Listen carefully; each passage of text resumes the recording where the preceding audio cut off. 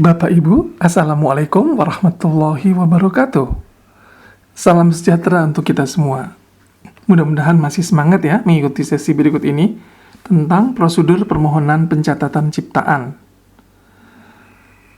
Keluaran kegiatan kita berupa karya rekaman video pembelajaran. Nah, ini adalah salah satu bentuk kekayaan intelektual yang kita miliki, karena proses pembuatannya memerlukan kreativitas yang dihasilkan dari olah pikir intelektual kita. Oleh karena itu, perlu dicatatkan di lembaga terkait agar dapat dilindungi. Setelah dicatatkan di lembaga terkait, kita akan mendapatkan surat pencatatan resmi dari Direktorat Jenderal Kekayaan Intelektual atau disingkat DJKI. Dengan surat pencatatan atau semacam sertifikat, dapat kita gunakan sebagai salah satu komponen penilaian dari sertifikasi guru, yaitu komponen ketiga, pengembangan keprofesian berkelanjutan, yaitu poin C, melaksanakan karya inovatif. Kalau kita berbicara tentang haki, akan selalu berkaitan dengan pembahasan kekayaan intelektual. Kekayaan intelektual ada beberapa kategori, yaitu KI komunal, berupa pengetahuan tradisional, ekspresi budaya tradisional, dan indikasi geografis. Kemudian ada juga berupa hak cipta dan hak terkait seperti seni, sastra, ilmu pengetahuan, pelaku pertunjukan, prosedur rekaman, produser rekaman, ataupun lembaga penyiaran. Yang ketiga adalah hak milik industri. Nah, hak milik industri ini ada berupa merek, indikasi geografis, rahasia dagang, paten, desain tata letak sirkuit terpadu, varietas tanaman, dan desain industri.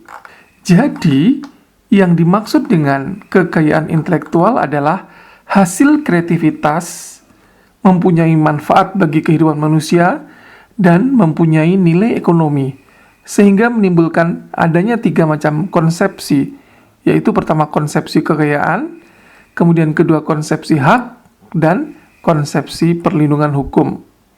Oleh karena itu, diperlukan kebutuhan adanya penegakan hukum atas karya-karya intelektual sebagai bentuk perlindungan hukum bidang kekayaan intelektual. Pada kesempatan kali ini, kita akan membahas tentang hak cipta atau lebih dikenal dengan istilah copyright. Lingkup perlindungan hak cipta berupa karya seni, sastra, dan ilmu pengetahuan, antara lain mencakup buku, karya tulis, pidato, sinematografi, musik atau lagu, program komputer, permainan, seni rupa, fotografi, dan lain-lain. Sedangkan perlindungannya bersifat otomatis. Berikutnya adalah melindungi ekspresi dari ide. Jadi hak cipta adalah melindungi ekspresi dari ide dalam bentuk yang nyata. Dapat saja 2 orang atau lebih memiliki ide yang sama, namun wujud ekspresinya tentunya berbeda. Maka, hasil ciptaan keduanya bisa dilindungi. Pencipta atau pemegang hak cipta. Pencipta yaitu seseorang atau beberapa orang yang secara bersama-sama, yang atas inspirasinya melahirkan sesuatu ciptaan, berdasarkan kemampuan pikiran, imajinasi, kecekatan, keterampilan atau keahlian yang dituangkan ke dalam bentuk yang khas dan bersifat pribadi. Pemegang hak cipta yaitu pencipta sebagai pemilik hak cipta, atau pihak yang menerima hak tersebut dari pencipta, atau pihak lain yang menerima lebih lanjut hak dari pihak yang menerima hak tersebut. Sedangkan ciptaan adalah setiap hasil karya cipta di bidang ilmu pengetahuan, seni, dan sastra yang dihasilkan atas inspirasi kemampuan, pikiran, imajinasi, kecekatan, keterampilan atau keahlian yang diekspresikan dalam bentuk nyata. Kemudian ada hak eksklusif pencipta atau pemegang hak cipta, ada berupa hak moral dan hak ekonomi. Sedangkan hak terkait adalah hak yang berkaitan dengan hak cipta yang merupakan hak eksklusif bagi pelaku pertunjukan, prosedur fonogram, atau lembaga penyiaran. Layanan pencatatan permohonan saat ini dilakukan secara online. Pertama, kita sebagai pemohon melakukan registrasi akun. Setelah pihak DJKI menyetujui akun yang kita pohonkan, barulah kita bisa login ke dalam aplikasi untuk melakukan permohonan pencatatan. Kemudian, berkas kita siapkan dan mensubmit ke dalam akun. Setelah mensubmit, kita akan menerima kode billing yang akan dibayarkan ke bank. Dalam hal ini, sejumlah uang yang dibayarkan bekerja sama dengan Kementerian Keuangan dan DJKI. Setelah dibayarkan, kita menerima nomor permohonan. Setelah itu, barulah kita dapat mengunduh surat pencatatan permohonan. Adapun prosedur pencatatan hak cipta digambarkan sebagai berikut. Setelah kita punya akun, kita upload file. Kemudian, kita dapat nomor billing dan kita bayarkan ke bank. Dengan nomor billing itu, selanjutnya pihak DJKI melakukan pengecekan formalitas dari berkas file persyaratan pendaftaran. Kemudian diverifikasi. Selanjutnya di-approve dan diarsipkan semua berkas permohonan pendaftaran ciptaan. Setelah persyaratan formalitas selesai, berikutnya tahap approve, yaitu pendaftaran pencatatan ciptaan telah disetujui. Setelah disetujui, langkah berikutnya tinggal mengarsipkan semua yang kita terima untuk keperluan angka kredit guru misalnya.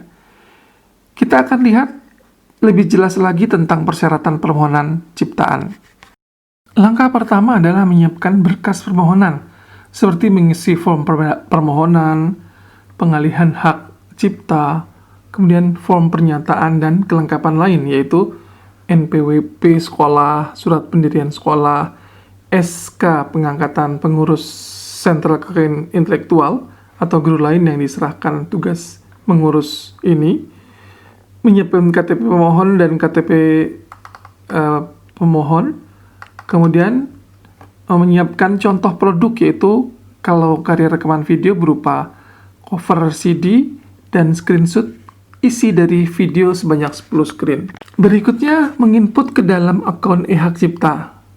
Buka akun e-hak cipta dengan memasukkan username dan password yang sudah ada, kemudian klik pada tulisan hak cipta dan klik permohonan baru.